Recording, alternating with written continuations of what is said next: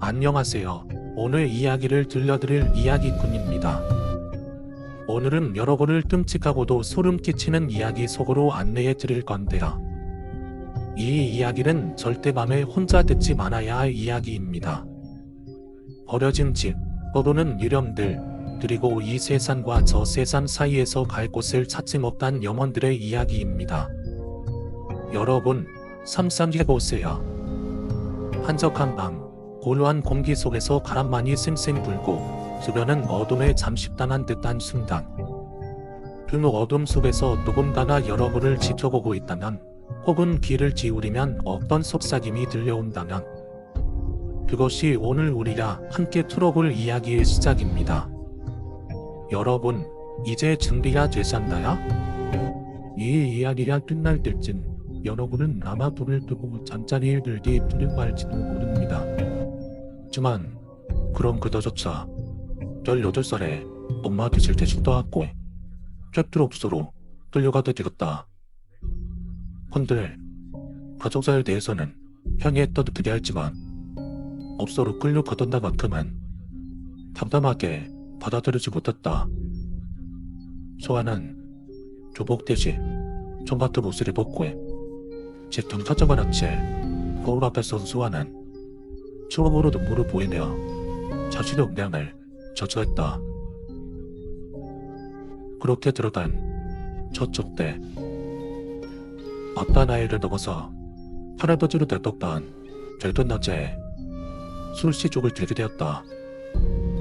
그러다 23살이 들어가기도 전에 탈목소를 달라붙던 그 남자, 5분할 틈도 없이 몰골을 들이밀어 그녀의 기반으로 혀를 밀어넣은 순간 참아먹던 분노가 슬픔과 원망이 손만에 터져나오며 수아는 그 남자의 혀를 빛난 힘껏 물어뜯었다.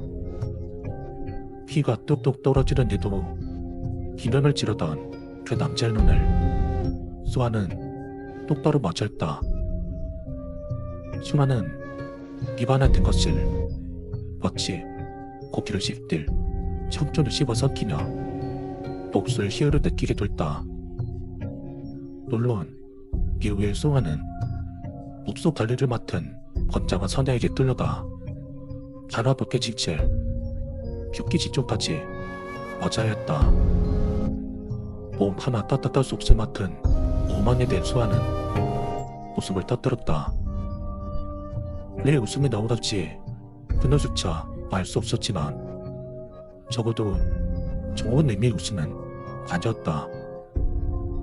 숨 쉬는 것조차 버거워진 수아는 노랗게 숨을 찌는 것을 느끼며 눈을 떠봤다. 마침내 비참한 내 삶을 끝낼 수 있기를 바라며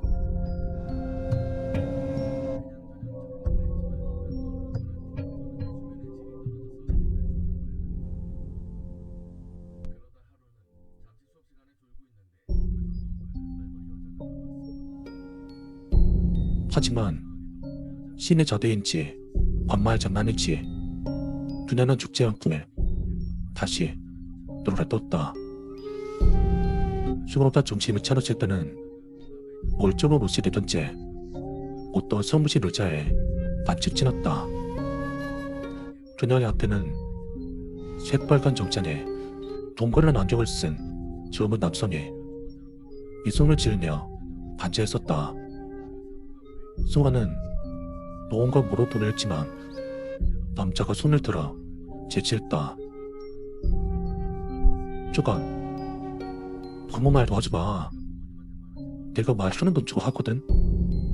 근데 남이 떠드는 소리를 듣는 건 별로 좋아하지 않거든. 그러니까 이 미를 생각하지 말고 그만 있어. 수아는 아무런 말도 하지 못했다. 이 남자는 누구일까? 그럼 그가 송아의 의문을 눈치챘는지 이어서 말했다. 그는 내 소개를 안 해줬구나. 그러니까 난 뭐랄까? 네가 돈을 갚아야 할 사람? 아니면 좀 무섭게 말해서 이 목숨을 가질 사람? 그렇게 빡빡한 거 쓰려면 그냥 이 소장쯤 된다고 생각해. 너 이딴 건 별로 중요하지 않고 내가 왜 너를 버렸는지 궁금하지? 간단히 말하면 내 수업정 중에 한 군데서 네가 범행하게 저지른 짓을 내가 듣게 되었거든. 여전히 남자는 미소로 보이며 승화의 눈을 보며 말했다. 뭐 그냥 맘 같아선 여기저기 존에서 쳐나버리든가 아니면 어디 강바닥에 던져버리거나 하고 싶긴 한데 난 건진할 기회를 한 번씩 더 주는 스타일이거든. 그래서 마지막으로 너한테 기회를 주려고. 남자가 손을 가볍게 들어보자 더변 점점 처리돼 남자 하나가 나타나 승화의 앞으로 빈 접시와 마이크를 내려놓았다. 그러니까 살고 싶으면 나한테 보여줘. 네가 얼마나 미치고 독한 일일지. 아, 진짜 독하게 벌어서 어떻게든 손에 익은 거 메꿀 정도 관계가 넘치는 애구나. 나는 생각해 들도록 태도란 말이야.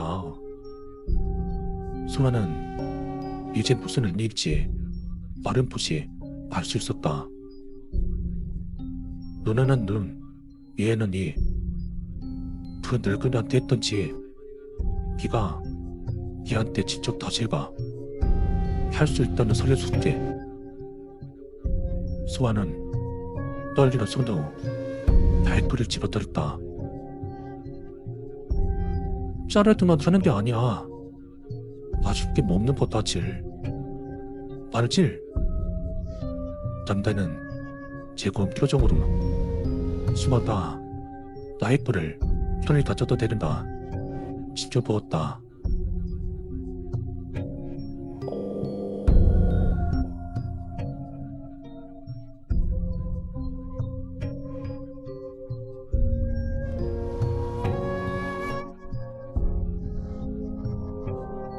꽃님이는 잠에서 깨어나 천천히 눈을 떴다. 익숙한 공간이다. 사람의 시체를 봉투로 만들어 내보내는 이륙 공장이었다. 몸을 일으킨 꽃님이는 잠잠자 꾸었던 꿈을 떠올렸다. 아주 오래전의 일이었다. 처음엔 악몽이었지만 조져지더는 기어적 첫편일 뿐이었다. 견디기 힘들었던 그때의 사건으로 인해 기친 건지 아님 그저 그걸 계기로 숨겨두었던 걷기가 필요한 건지는 모른다. 저만 꽃님이에게 그날의 사건은 전단의 칩승을 가져다 준 것만은 확실했다. 때문에 이렇게 인일공적으로 보내진 뒤에 적응을 마치 사는 무리에서 이혼을 뽑아먹고 있던 것이다. 또한 꽃님이는 도로처럼 손가락으로 입안을 더듬어 보았다. 예지워서는 혀가 잘려나간 성시했던보다는 마치 냉장고가 빈듯한 공원만 있을 뿐이었다. 마지막으로 심심한 혀를 먹은 게 벌써 한 달이 넘었다. 아무래도 새로운 존맛살을 구하는 데는 시간이 좀 더 필요한 모양이었다. 고기도 없는 주말 공장에서 꽃님이 갈 수 있는 일은 아무것도 없었다. 그저 무의미하게 청소하고 정리하고 동네로 나가 먹을 것들을 사오고는 다. 그래도 좀 촉촉하는 침대 아래에서 가방을 꺼내 펼쳐놓는다.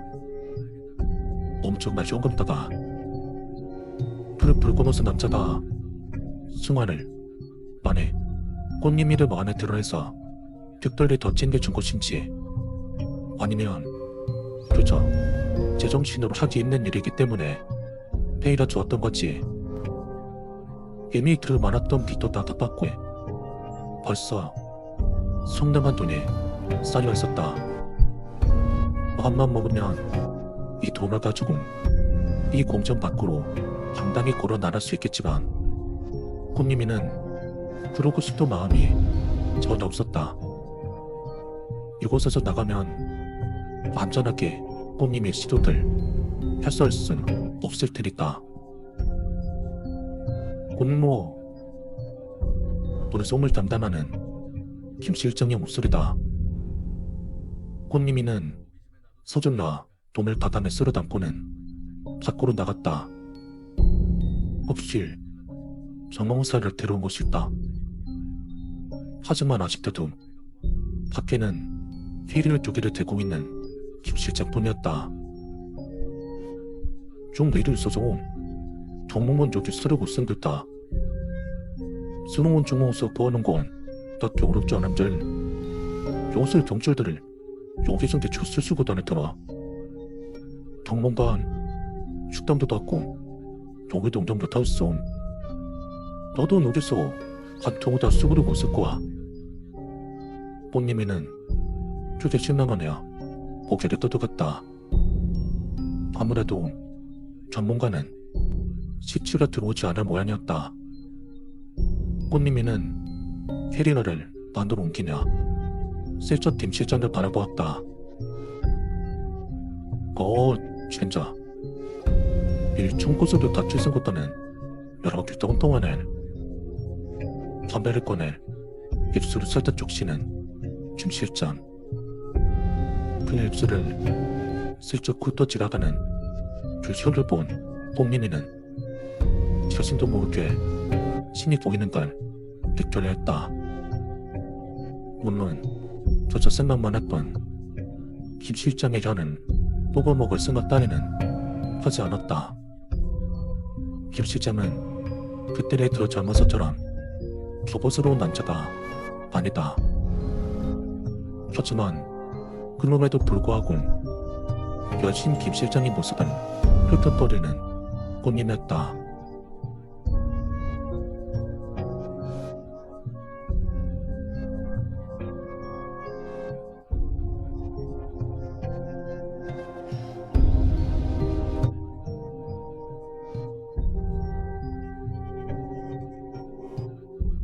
며칠이 지났다. 시간을 잘 보내는 꽃님이 하나 달리 김 실장은 이곳에서 생활이 힘든 모양이었다. 현도만 동네 켜줄서 서잔다 술을 마시러 다니는가 싶더니만 그마저도 지저분지 그냥 누워서 기대나 보고 있었다.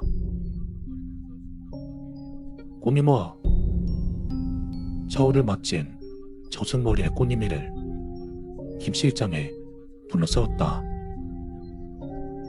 잠깐 이리와가. 꽃님이는 아무 말 없이 김 실장 갖다 썼다. 가려운 체리민에 얇은 티 하나만 입고 있는 꽃님이의 모습은 묘하게 새끼가 줄여 나오고 있었다.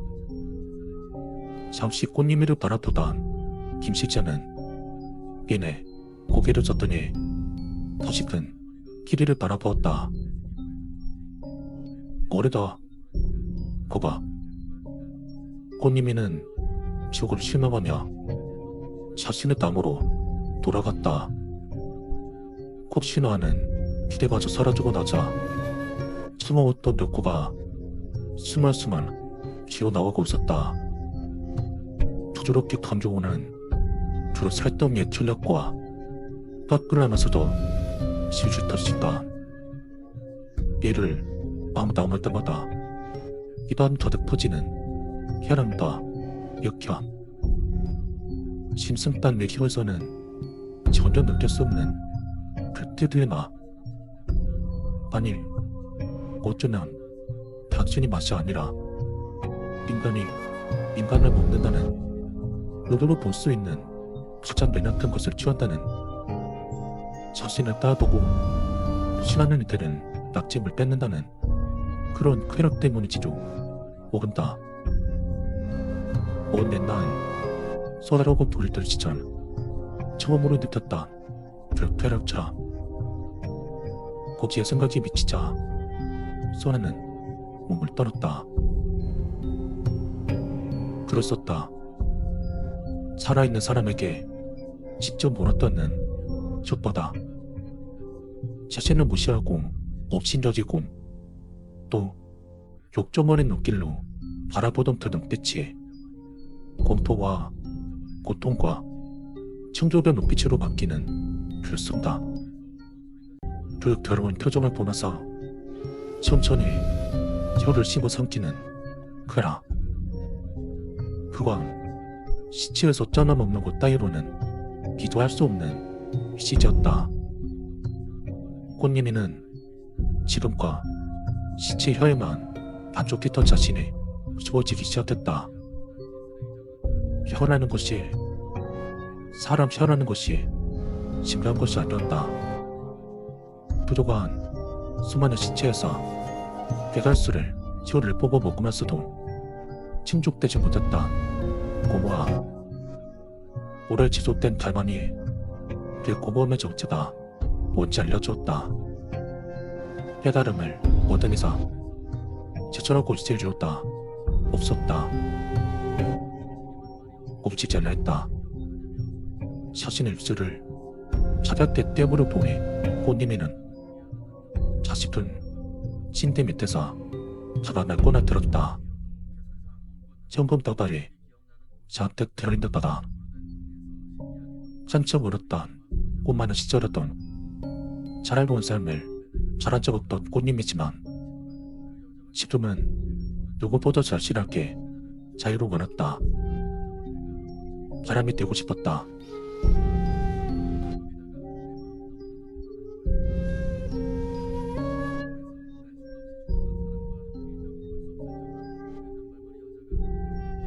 꽃님이는 분진하게 움직이며 커다란 안으로 자신의 진대를 집어넣기 시작했다. 10년 가까이 지낸 곳이지만 짐이라고는 목과 시달가 전부였다. 밖으로 꽃님이는 조금씩 복심을 보도복지로 밥 먹었다. 꽃님어, 거기서 맥주 좀 서. 거실에 있는 짐실적 목소리에 꽃님이는 밥 하나를 두어내곤 자나지 나갔다. 며칠 녹차림을 밥안까지 두어낸 꽃님이를 보고서 짐식자는 은하에 하는 물었다. 뭐야? 어디 쿠딜?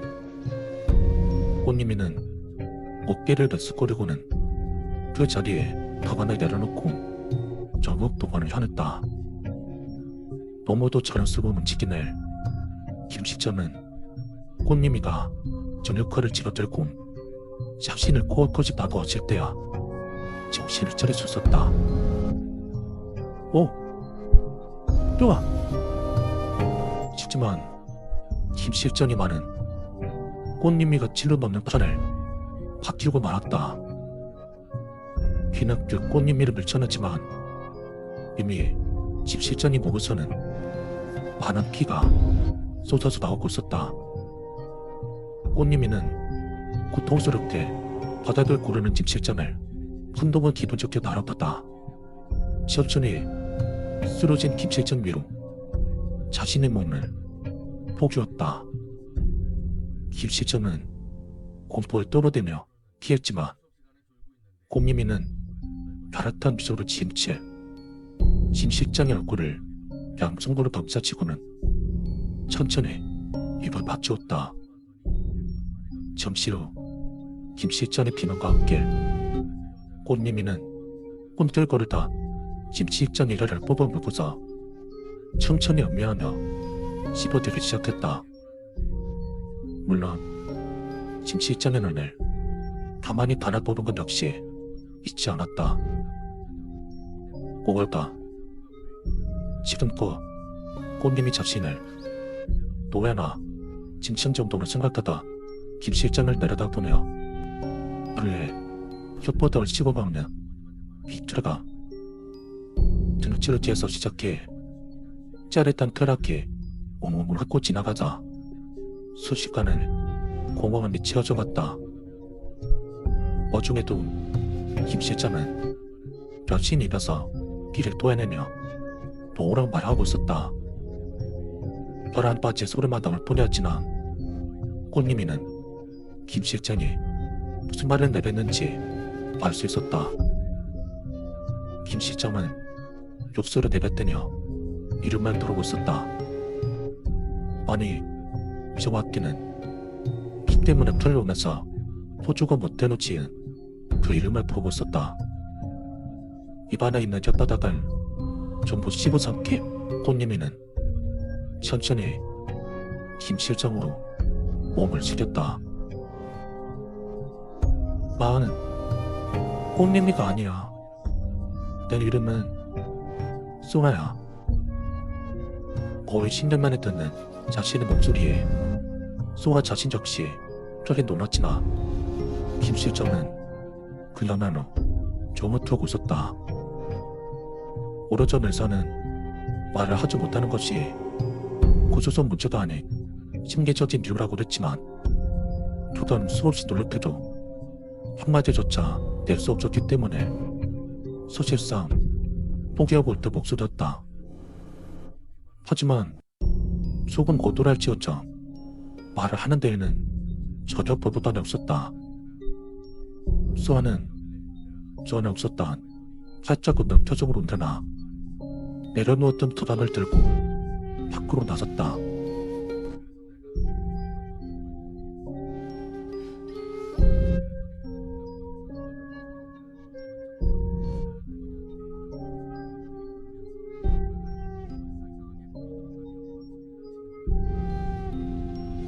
하람이는 하나님 보구나. 여전히 자신의 목소리가 놀라웠다.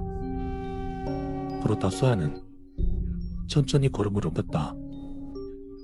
한쪽 어깨에는 돈이 가득 들어있는 가방은 품 안으로는 자국칼을 거의 모전으로 채웠다.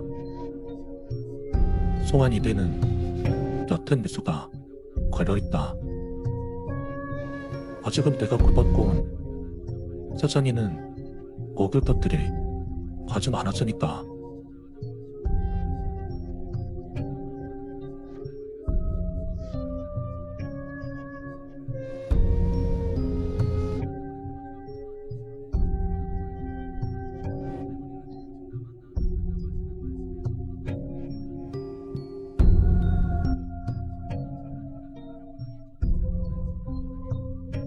반갑습니다. 현실입니다. 오늘은 여러분들께 재미있는 책을 소개해드릴까 합니다. 바로 도끼 출판사에서 출간한 뇌 표적사라는 책인데요. 이 책은 신변과학자 마트 딘먼이 인간의 뇌에 대한 기묘한 사례들과 그에 따른 신변학적 지식을 스토리텔링으로 풀어낸 책입니다. 총 12파트로 구성되어 있습니다. 도서에 소개되는 사례들은 모두 실제 사례들로 구성된 탄탄한 스토리입니다. 이쯤 가장 재미있게 읽었던 제5장 금기시대 용광편을 낭독해 드리겠습니다. 여러분들께 전해드릴 기쁜 소식도 있습니다. 영상을 끝까지 덧산해주시고 영상을 보고 느껴집니다. 책에 대한 기대감을 해당 영상에 댓글로 남겨주시면 추첨을 통해서 공짜로 도서를 보내드립니다. 그럼 실제 사례들로 구성된 편단한 스토리, 이토록 기묘하고 갈수록 경이로운 내 인류 역사 지금 들려드리겠습니다.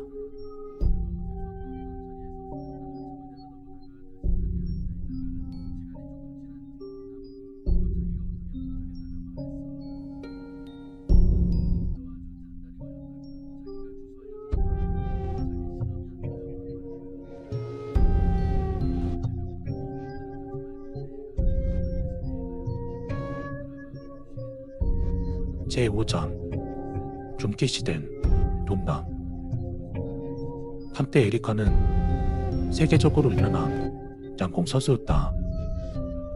그는 2000년대 초반 미국의 양궁 국가대표팀 소속이었으며 컴파운드 보 선수로 세계 상위권을 오른쪽도 있었다. 하지만 그녀의 애정 정서는 성실 생활을 하면서 문제가 되었다. 에리카의 첫 연애는 2004년부터 시작되었는데 친구와 가족들은 에리카가 자신에게 관심 없는 상대를 쫓느라 재능을 낭비하고 있다 생각했다. 실제로 둘 사이는 굉장히 일반적이라는 지인들의 주장을 반박하기는 어려웠다. 계속해서 에리카는 상대의 주변을 얼쩡거렸지만 상대가 에리카에게 감정을 표현하는 걸 본 사람은 아무도 없었다. 그도 당연한 것일 상대에게는 감정을 표현할 길이 전혀 없었다.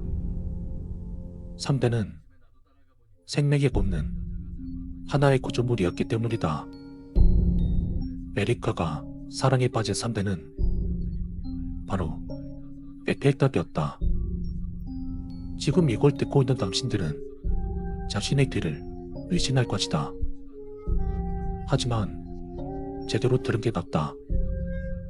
에리카는 헬ms 파리에 위치한 마르스 광장 일로 300m 밖에 솟아있는 그 유명한 에페익당을 사랑했다. 그리고 이는 잠시 스쳐 지나가는 어린 반전이 아니었다. 에리카 아버지는 2007년 에페익당과의 결혼식에서 영원한 사랑을 맹세하며 에리카 에펠로 이름까지 바꿨다. 물론 그 어떤 범들이나 관습도 에리카의 결혼을 인정하지 않았지만 그녀에게는 이 행위가 에펠에 대한 혈신을 기념하기 좋은 방법이었던 걸로 보인다. 에펠탑은 에리카가 사랑에 빠진 첫 무선물이 아니었다. 이전에 에리카는 넬스라 부르던 켈과 오랜 기간 연애했다. 에리카는 넬스와 자신의 조화 뒤 양궁에서 좋은 성적을 낼 수 있었던 운동력이었다고 자신에게 주장했다.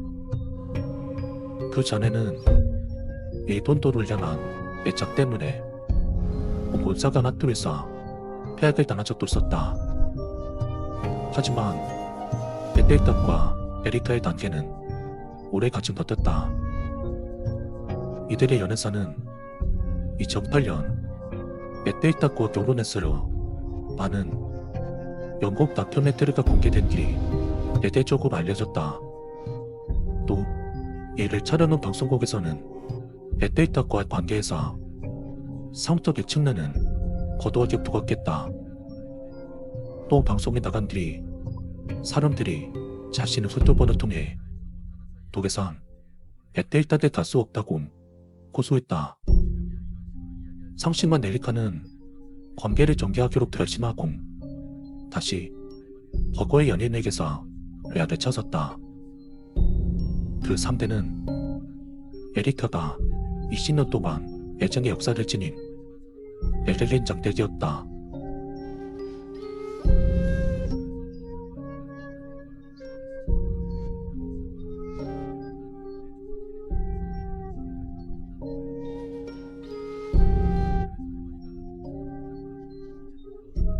욕망의 대상. 에리카는 자신의 정체성을 사물성에서로 개전했다. 사물성에서는 무생물인 대상을 향해서 배상과 감정적, 성적 애구를 모두 보이거나 이 중 하나를 보이는 사람을 뜻한다.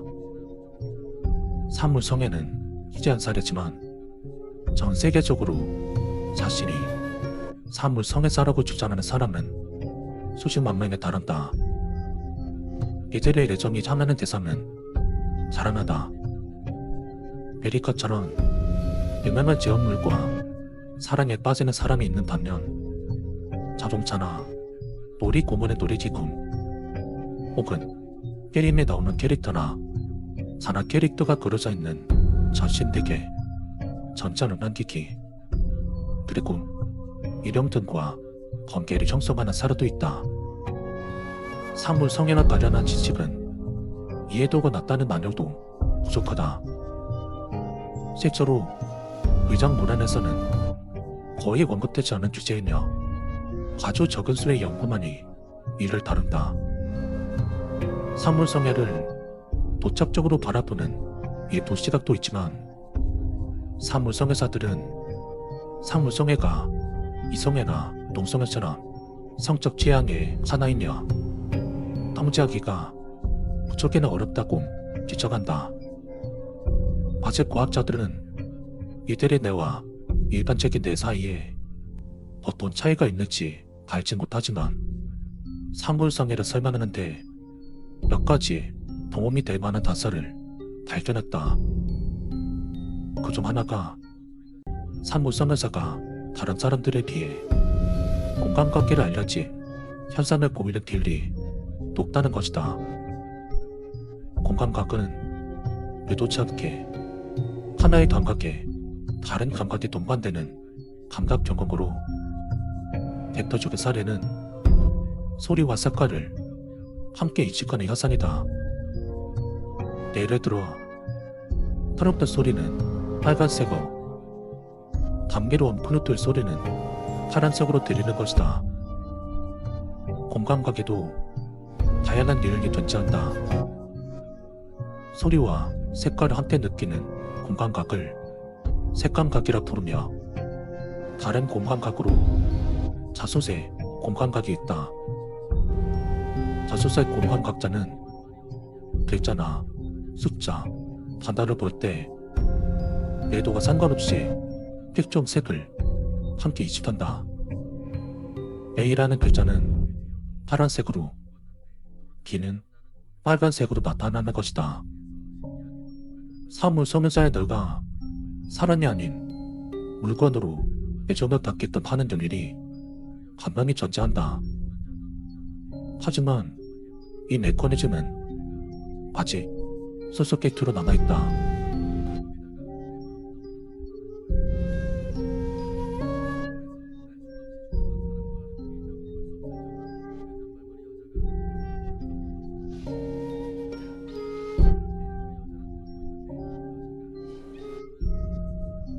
비밀스러움, 희연. 일반적인 성적 관계에서 찾을 수 없는 대상의 성적 풍부를 느끼는 사례는 기재적, 흔하다. 이러한 관심을 보통 패티시라고 한다. 패티시가 얼마나 존재하는지는 구체적으로 밝기 어렵다. 사람들이 자신의 비밀스러운 성적 습관에 관한 정보를 잘 공유하지 않기 때문이다. 이런 변화를 피하고자 2007년 한 연구에서는 온라인 네트워크 모임에서 특정 패티시가 논제로 올라오는 빈도를 조사해 해당 패티시를 지닌 인구를 파악하고자 했다. 그리고 적지 않은 사람들이 수많은 특이한 패티시를 주제로 다양한 이야기를 나누고 있었다. 영어 그룹에서 패티시라는 단어가 포함된 모임은 15만 명 이상이 참여하는 2,938개의 모임이 나왔다. 참고로 농구로 검색한 결과 3,471개의 모임이 나왔다. 논제가 되는 여러 패티시 중에서도 가장 흔한 건 잘 패티시였다. 그 외에는 입술, 다리, 엉덩이, 가슴, 성기 등 흔한 성적 부위에 관해 대화를 나누는 모임들, 상대적으로 인기가 적거나 손톱이나 코, 귀, 치아에 관해 이야기하는 모임도 있었다. 스토킹, 치마, 속옷처럼 성적인 여상을 일으키는 르릉에 집중하는 모임, 심지어 기저귀에 집중하는 모임도 있었다. 놀랍게도 수백 33명이 참여하는 어떤 모임에서는 청진기의 매력을 느끼고 있었다. 도청기를 참여하는 사람도 150명이나 되었다. 그 외에도 어떤 사람들은 그리 일별하진 않지만 적어도 성적인 면에서는 놀랄만한 괴상한 다침사에 꽂혀 있었다. 저조란 이의 딴 냄새 매력을 논하는 캐식 주목처럼 말이다. 불쾌감 측면에서 가장 극단적인 사례는 소변과 혈액, 전액, 대변 등 체액과 배설물에서 느끼는 성적 관심을 찬양하던 모임의 인구는 8,367명에 속해 있었다.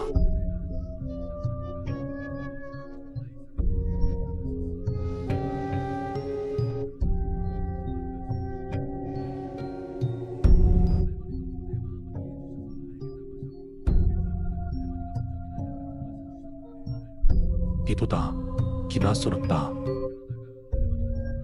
PTC는 성도착증의 찬유일일 뿐이다. 성도착증은 모든 비정상적인 성적 자심을 지칭하는 용어다. 성도착증의 종류는 맞다, 밀도는 모해하며 심지어 을 흔히 더저들어치고 있는 경우도 있다. 여성 자신을 지적하는 가슴 패티시, 트랜스젠더 여성을 렉뜨리는 패티시를 예로 들 수 있다. 그 외에도 해는 끼치지 않지만 가슴 이상한 성도착증도 있다. 승옥도착증은 밤모일 성적 흥분을 느끼는 성도착증이다. 락토필리아는 모유 스릴의 끌림을 느끼곤 플로시오필리아는 동물 모양 이내에 집착하는 성향을 뜻한다.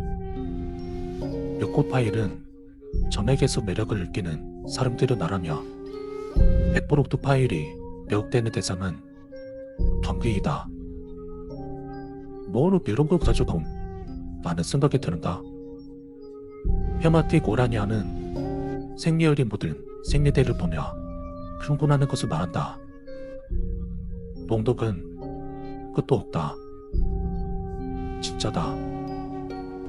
또 안타깝게도 잠재적으로는 범죄로 발전할 수 있는 납득하기 어려운 것도 있다. 그중 하나가 소어섬이다. 성적 관심의 대상이 사춘기 이전에 어린 아이들을 계산하는 고변한 잔이다. 불법적이며 감나라 행동으로 이어지는 성도처치는 이 외에도 너무 많다. 동물손해는 동물에게 성적으로 집착한다. 시체를 성적으로 흥분하는 시체성애의 경우는 사례는 드물지만 그저 도시재담이 아니다.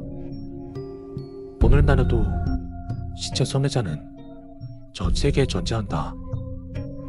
단순히 시체와 행해를 바라는 그런 사람이 있는 반면 어떤 애들은 이 판타지를 실행에 옮긴다. 노래 쓰이는 미로 데이터베이스에서 시체 성애를 검색했더니 10건이 넘는 보고서가 나왔다. 자세한 내용은 너무 소름 끼치기 때문에 더 말하지 않겠다.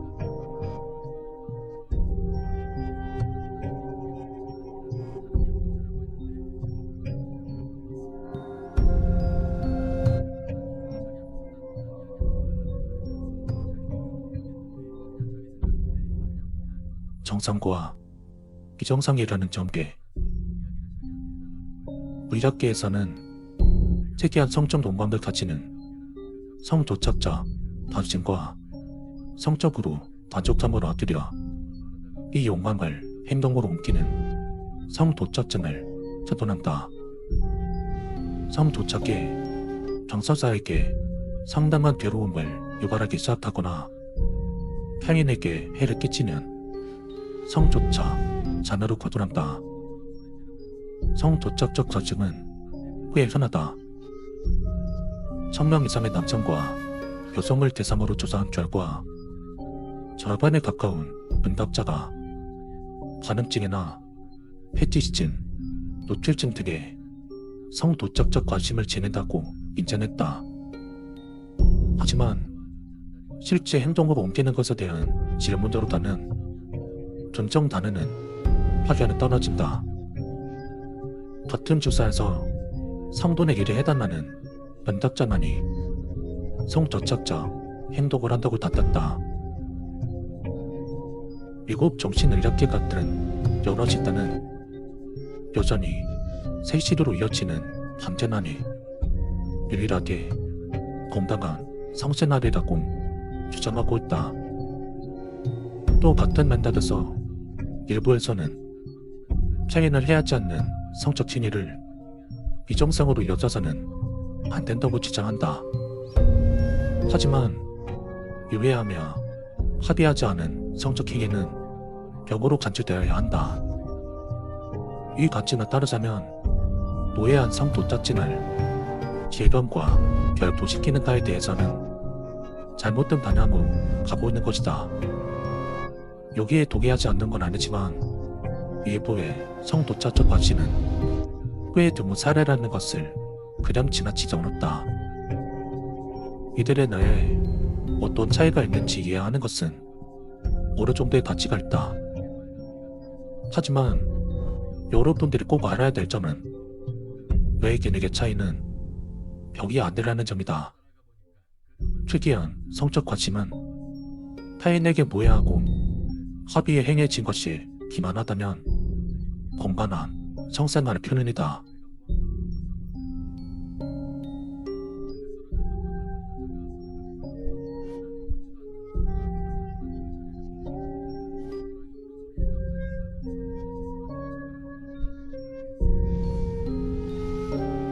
학교 선생님인 만사라 제이가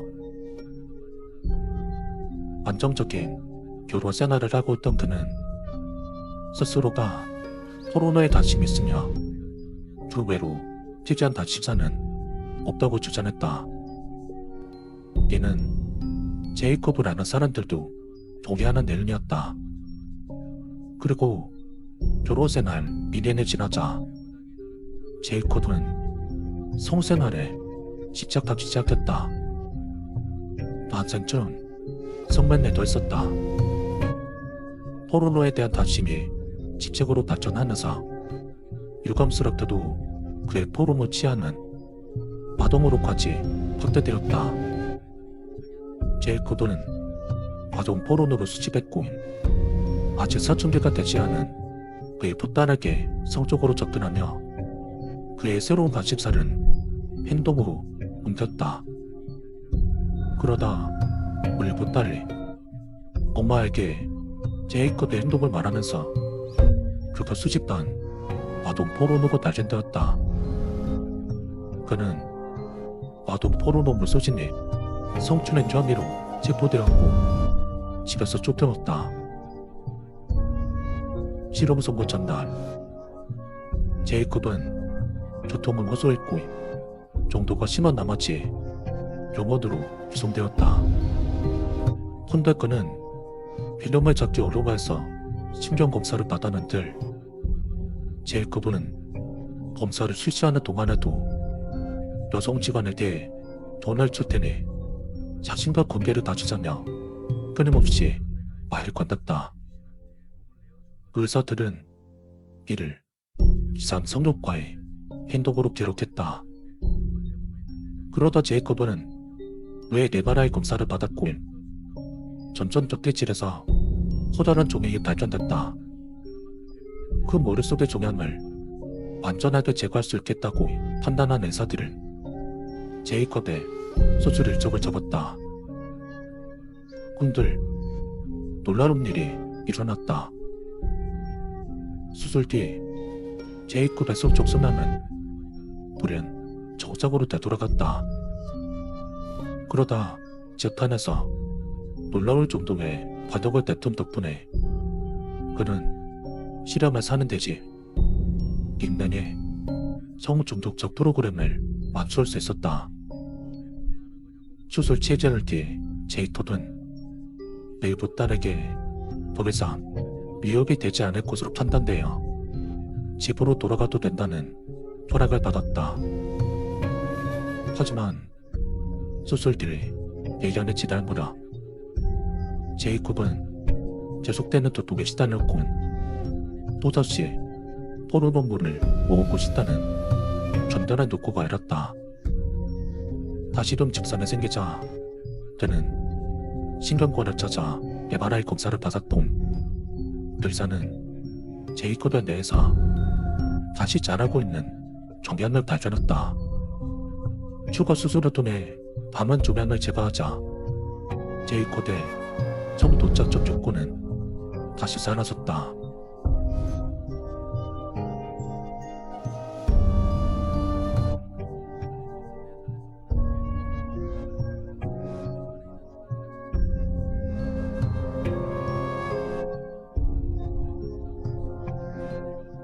데이터를 사려는 폐지한 경우다.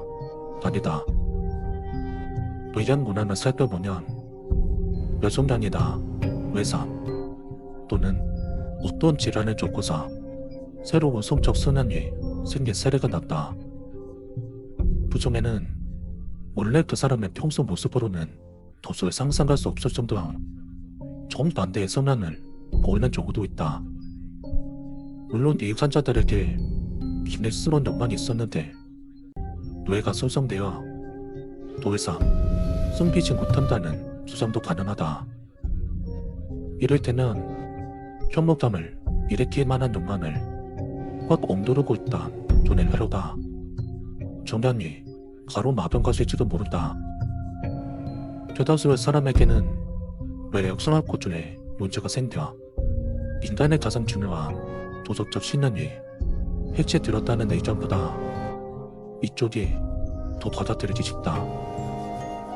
하지만 경기시되던 성적 욕망에 전혀 관심이 없다가 머릿속에 내로 예기치 못한 문제가 생긴 뒤 그런 욕망에 집착하게 된 환자들의 존재는 적어도 일부 사례에서는 신경생물학 적 변화가 완전히 새로운 행동을 유발한다는 주장을 뒷받침한다. 우린 성적 지향이나 연애 관심사 등을 인간 정체성의 근본적인 명분을 여긴다. 그렇기 때문에 뇌 조직이나 화학구 중에 아주 미세한 조작을 가한 것만으로도 인간 성격의 피주적인 측면을 극단적으로 바꿀 수 있다는 생각이 불편하게 다가온다. 하지만 여러 사례들을 보여주든 단 한 번은 내 소상만으로도 결코 가능할 것이라 생각지 못한 사람, 혹은 사물을 살아나게 될지도 모른다.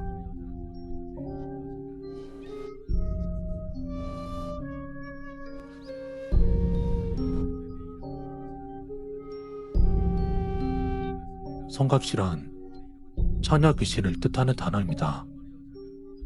이건 거사입니다만 무당들을 모시는 산란하는 존재가 사실 성각시라고 이야기하는 사람들도 있습니다.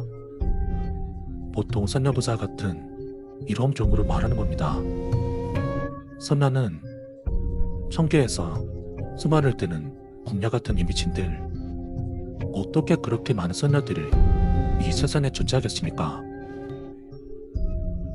찬야 귀신은 동서양을 만나고 존재합니다. 서남권에서는 그저 한이 많은 열이나 혼란 정도를 여기는데 동남권에서는 매우 한이 깊다, 몹시 힘이 단하다고 여겨집니다.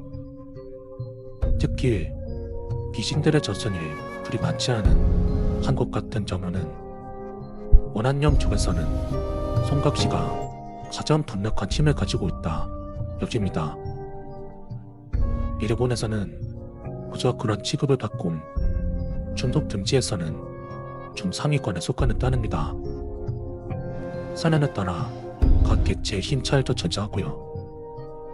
그리고 또 천하 귀신이라는 말 때문에 오해를 받는 경우가 많은데 성 도맘이 없는 상태로 죽으려면 천녀 귀신이 되는 것은 아닙니다. 그렇다면 결혼을 하지 못한 채 죽어야 하는 걸까요? 그것도 아닙니다. 그저 한이 나는 여자의 혼념을 아니 천녀 귀신이라고 합니다. 천녀 귀신의 무서운 점은 격전에는 노리는 게 아니라는 겁니다.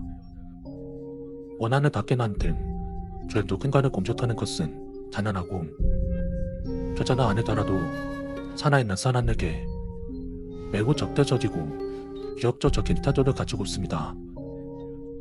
천도제를 지내주던 해도 잘 떠나지 않는 것으로도 유명합니다. 어떤 전신에서는 법탄을 단에 자결한 천녀 귀신도 나오고 또 어떤 전신에서는 천녀인체 쫓은 천녀 귀신도 나오고 또 한편에 어떤 전신에서는 반원년 위에 희생된 천녀 귀신도 나오죠. 열약이란 박습이었다고 볼 수 있습니다. 지 아벨을 잃고도 오랫도록 정족을 지킨 여인이거나 지 아벨을 따라 자결한 여인에게 내리는 산다 등거라 보시면 됩니다. 그렇다 보니 가문에서 남자가 죽었는데 그 남자가 장가를 들었었다. 우리 가문의 남자가 죽었는데 10년이나 축내는 미만이 있다. 그럼 이제 그 가문에서는 미만인에게 죽음을 강요하기도 했습니다. 심지어 살해당한 경우도 있습니다.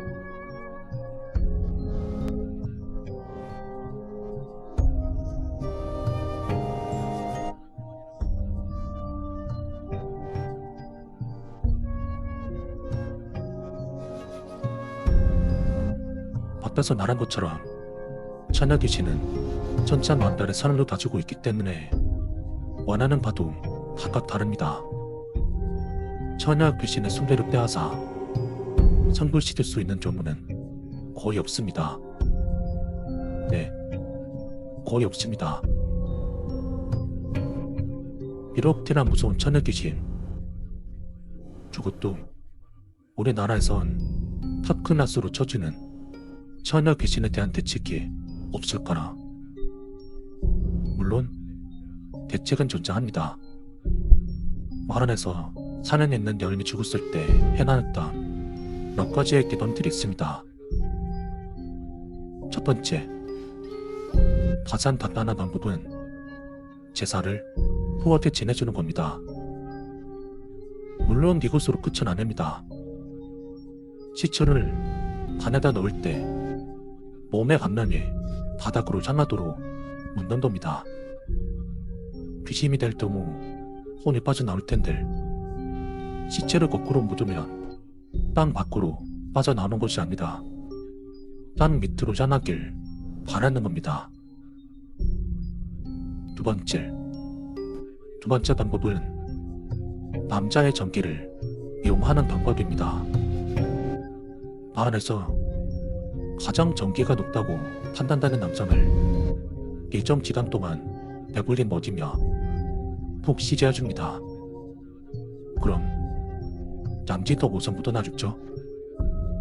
그리고 묻을 때 시체 위에다가 지푸라기로 남자를 본떠서 만든 인형과 남자의 고, 신발, 평소 즐겨 사용하던 물건들을 같이 묻는 겁니다. 속칭 이거나 묻고 또 냈잖아 라는 방식입니다. 세 번째 방법은 영혼 결혼식을 올려주는 겁니다. 이 세 번째 방법은 결혼을 하지 않은 여인일 때만 가능합니다. 신랑은 남자든 산 사람이든 꼭 상관없습니다. 연인이 평소 연모하던 남자이라면 더욱 좋습니다. 헌들 귀신의 남편이 되어줄 만큼 그런 남자는 별로 없겠죠. 네 번째, 이제 극단적인 방법입니다. 홀령이 시체를 찾아 먼 바다나 깁도 도무술다. 수정사를 씻지는 겁니다. 5번째, 더욱더 극단적인 방법이죠. 일단 시체를 찾아서 토막을 냅니다.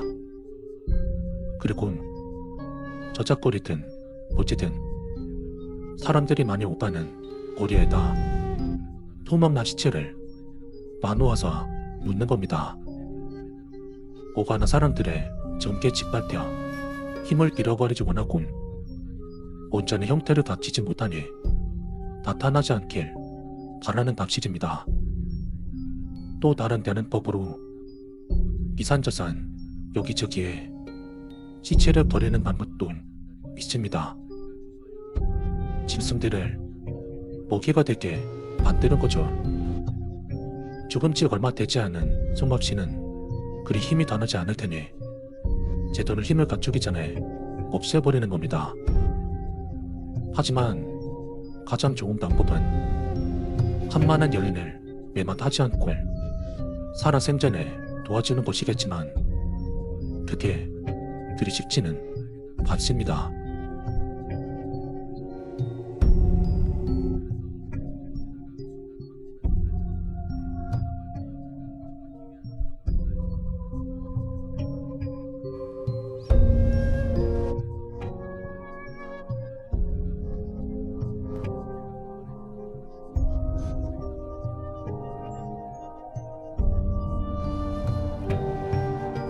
송밥씨는 이러한 귀신이라고 할 수 있겠습니다.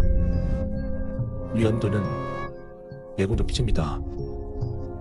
또 발생 빈도도 의외로 많기도 하고요. 적대적인 성격과 천도자조차 그다지 흥미를 가지지 않는 옳지 않던 귀신이면서 흔히 많은 슬픈 귀신이라고 할 수 있겠습니다. 물론 도전 자신이 제각각이라 이것들 말고도 다른 손질을 낀 개체들도 있습니다. 구산전신의 정답은 없으니까요.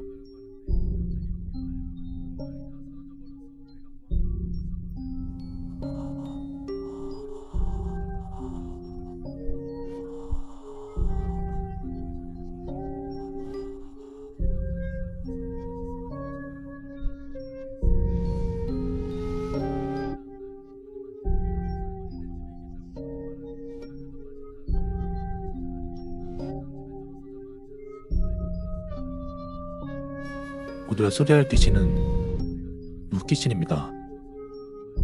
이 물귀신은 수살귀라고도 부르고 수살귀라고도 부릅니다. 수살귀의 경우 죽일 살자를 쓰고 수살귀의 경우 죽을 사자를 사용합니다. 단연의 수는 불 뜻합니다. 즉 물귀신을 뜻합니다. 굳이 수산을 귀 수살귀를 언급한 건 한자, 살자와 사자를 통해 갈 수 있들 명백히 사람을 해치려는 것을 알 수 있습니다. 물귀신에 대한 저수는 정사함을 막론하고 도주로 존재합니다. 그만큼 많은 사람들이 사고사나 재해산 후 물에서 초던 조문다 3단이 흔했기 때문입니다. 저승사자는 무섭긴 하지만 사람과 거리감이 어느 정도는 있습니다. 하지만 물에 빠져 죽은 훌륭이 조문 사람과의 거리감이 매우 가까운 편에 속하죠. 사람이 살기 위해선 반드시 물에 뛰어야 하기 때문에 문명이나 도시는 어느 정도 물과 가까워야 했기 때문입니다. 검토가 봐서 현실적으로 다가오는 셈이죠. 수살기와 수살기의 뜻에 어느 정도 수살점이 있지만 앞으로 소개해드릴 내용에서는 수살기로 통일하여 두르도록 하겠습니다.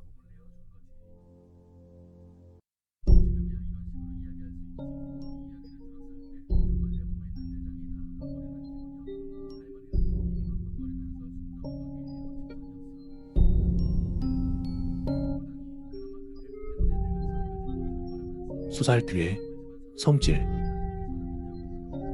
앞서한 것들 명백히 수잘기는 사람을 해치려 드는 귀신입니다. 예상치 못한 죽음을 당한지라 원한 역시 깊은 축이 해전됩니다. 대체로 귀신의 힘은 원한이랑 많은 관련이 있는 편입니다. 그렇기 때문에 수잘기는 무척 위험하고 가지고 있는 힘 또한 아주 분명합니다. 다만 수잘기는 물에 잠긴 집안면인지라 물속이라는 한정적인 공간 내에서만 강력한 힘을 부릴 수 있는 경우가 잦았습니다. 물속이라는 한정된 공간 내에서이긴 하지만 처녀 귀신보다 강력한 힘을 가졌다고 여겨지기도 합니다. 물에 빠져 죽은 처녀 귀신이라면 최악의 종우라고 할 수 있겠습니다. 사고로 죽은 귀신들이 대체로 그렇듯 이 수살기 역시 자신이 죽었다는 사실을 받아들이는 것을 힘들어하는 경우가 아주 많습니다. 이 과정에서 살아있는 사람에 대한 정당한 근거 없는 분노를 가지게 되는 경우가 많습니다.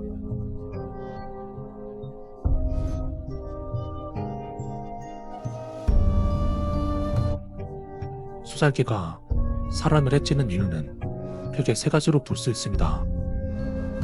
수살기는 왜 사람을 죽이는가?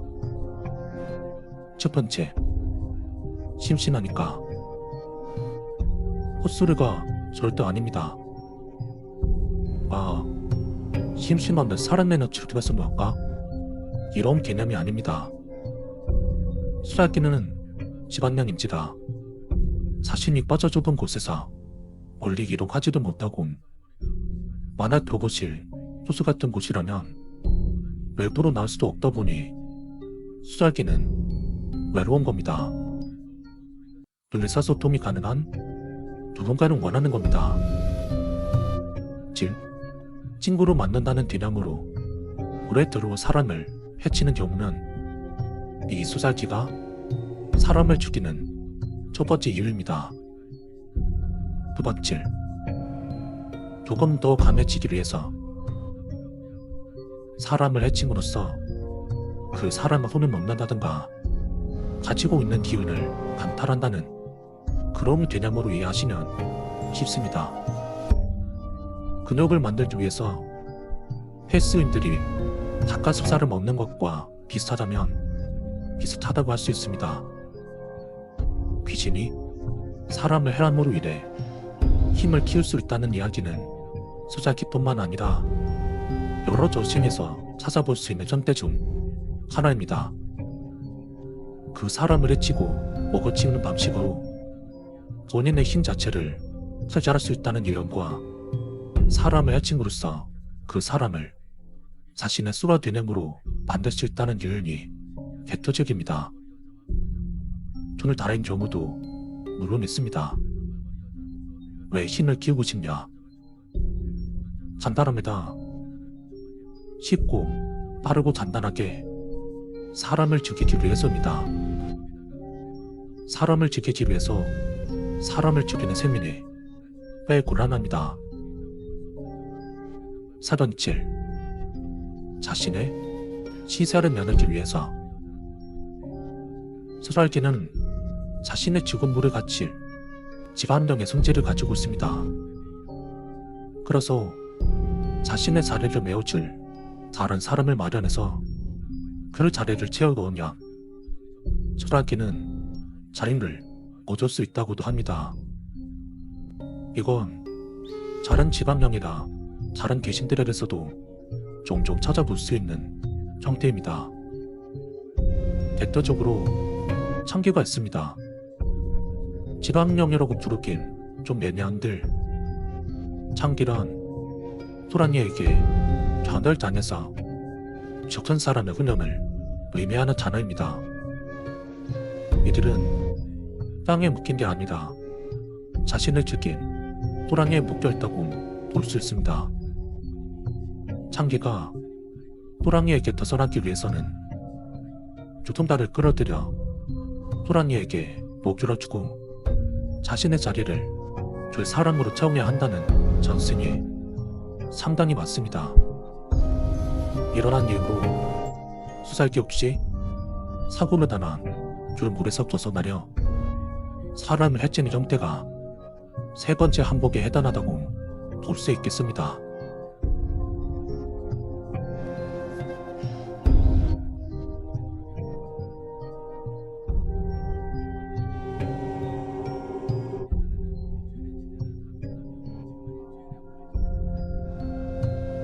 수살기의 내연. 다른 나라의 경우, 특히 서구권에서는 창문원 모습이나 불에 젖은 모습으로 발이 출현됩니다만, 한국의 경우 창밖으로 영초록색의 피부를 가지고 있는 경우가 많습니다. 일부 저승에서는 물에 틴틴 본 모습으로 초능되기도 합니다. 익사체의 시체가 시간이 지남에 따라 조퇴했을 때의 그 모습처럼 말이죠. 그리고 물 때문에 죽음 주신 닭대 대다수의 경우 저신이 물을 흠뻑 젖은 모습으로 말이 표현됩니다. 수살지가 사람을 볼 때의 모습은 물 위로 젖은 머리를 살짝 내민 형태로 말이 표현됩니다. 그렇기 때문에 물귀신에 대한 대처법으로 물 위쪽으로 검은 풀 같은 것이 젖은 채 떠있으면 즉시 도망가는 예약지가 있는 것입니다. 시체의 경우 얼굴이 떠오르거나 옆모습이 떠오르거나 반대로 바닥으로 가라앉는 형태가 정상이지만 조상만 종실 떠오르는 건 극히 기형적인 모습이므로 그건 절대 사람이 될 수 없으니 도망가라는 이야기입니다. 오늘 반야살의 경우 사람을 뭉쳐지르는 듯한 괴산한 형태의 무언가가 수면 바닥 아래에서 똑바로 서 있는 것 같은 모습을 많이 보입니다. 수면 아래에서 똑바로 서 있는 경우 윗서체와 서체가 마치 서 있는 듯한 그런 모습을 쏘고 있는 현상은 무섭시는과 합쳐서 족대화된 경우라고 볼 수 있습니다. 또 이건 사실 현대에 들어서 있는다는 힌트입니다. 과거에는 깊은 곳에 있는 윗사체의 사체를 목격하기가 쉽지 않았으니까 말입니다. 물속에서는 과거에 보기가 힘들었으니까 다른 무속 세능과 합쳐진 결과라고 이야기하는 경우도 있습니다. 사람은 수살기의 능력. 물에 들어가지만 않으면 안전하다고 하는 사람도 있지만 일부 수살기 같은 경우 사람을 풀리게 하는 능력을 가지고 있는 경우가 있습니다. 즉, 수살기에게 빈지될 시점부터 위험에 처하게 된다는 이야기입니다. 설명을 조금 짧게 줄이면 수살기는 살아있는 사람에게 한시와 한점을 유발해서 자신이 있는 물가로 사람을 끌어들입니다. 이것이 첫 번째입니다. 한시와 한점. 두 번째는 소음돌이입니다. 이건 무슨 판타지 만화 같은 소리인가 싶으시겠지만 이건 사람이 죽게 되는 과정과 깊은 관련이 있습니다. 윗서서가 발생하는 지역의 경우 물속의 바닥에 갑자기 쑥 나서시면서 예상치 못하게 수심이 깊은 쪽으로 발을 들임으로써 정성적인 튼단력을 상실한 경우, 해점 지역의 물살이 내로 거센 경우, 마력가 너무 심해 사람이 빠져나오기에 힘들게 되어버린 경우가 많습니다. 예전 무속 신앙에선 이 거센 마력과 물살을 물귀신이 부리는 힘이라 해석한 경우도 많았습니다.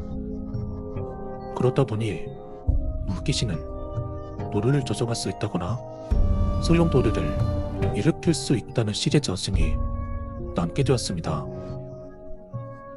세 번째, 물리적인 완력입니다. 윗산을 뻔한 사람들 중 마치 누군가 자신의 발이나 혹은 몸을 잡아당기는 것 같았다 라고 이야기하는 분들도 계십니다. 사실 이것은 사고 지역에 있던 발이나 쓰레기로 인해 압박을 느낀 경우에 쓰는 위쪽과 쓰는 아래에 물살 차이가 심했을 경우에 갑작스레 위험에 처해져 인지 능력을 상실함으로써 착각된 경우가 많습니다. 수살기의 진명. 수살기는 진명에 매우 강한 모습을 많이 보입니다. 이는 윗사사고로 나는 사람이 누구시든 울처지를 하는 모습 때문인 걸로 보입니다. 정사무적인 판단력을 상실했기 때문에 구하러 간 사람에게 몸을 맡기지 못하고 그 사람을 붙들어 버림으로써 사고자와 구조자 모두가 윗살할 가능성이 높습니다.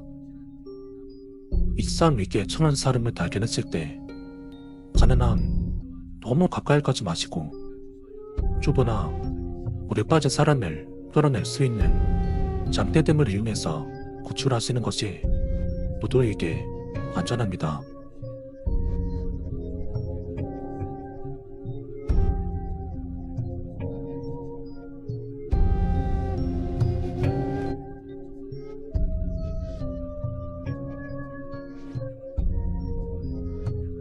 수살 뒤에 천도. 미소겁적인 측면에서 말씀드리면 깨끗한 한등에 정결한 찹쌀 등에 곱실을 넣고 무남전 뒷으로 감싼 뒤 사고 지점에 가라앉혀 시간을 두고 통일함을 거쳤을 때 손톱이나 치아, 피부 조직 등에 산에 딴에 나오면 천도제를 실시합니다. 이 행위를 보통 덕고시라고 부릅니다. 실로 미골을 시치버시는 분들께서는 말도 안 들 라고 하시겠지만 서고 지점의 경우 대다수가 물살이 세거나 심한 마루 시점이고 시신이 부패함에 따라 떠내서 나온 신체 조직이 일어나게 함에 들어가는 특히 드문 혈선을 기준으로 생겨난 덤식인 것 같습니다. 즉, 물귀신을 첨부하는 것은 꽤 힘듭니다. 높은 경지에 오른 무속인의 경우 유해욕실 설득을 통해 첨도제를 지낼 수도 있습니다만 보통은 유해 조각에 넣어 필요한 경우가 많습니다. 아무래도 높은 경지에 오른 무속인은 주물일까요? 무속인 분들을 비하하라는 것이 아니라 무속인 분들이 말씀하시는 높은 정치란 게 흔히 말하는 마친 분들을 불입이하는 경우가 많거든요. 이 정도 정지란 어렸을 때부터 선하게 공덕을 쌓아오실 고령의 무속인 분들을 의미합니다. 그러므로 드물다는 이야기죠. 오래된 수살기를 전도하는 것은 매우 힘들며 드문 일입니다.